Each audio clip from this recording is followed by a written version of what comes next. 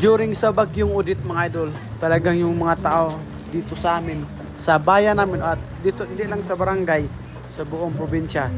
Dahil dito po naglandfall yung Bagyong Udit at maraming mga bahay na pinsala, mga tanim at may mga taong mamatay pa. Tapos yung mga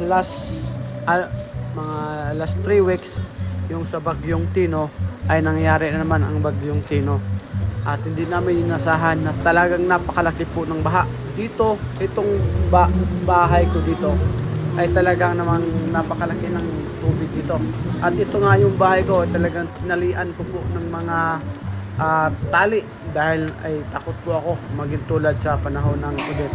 At dito, yan nasisira yung mga ano na yan, mga simento na yan dahil po yan sa lakas ng tubig na umabot dito.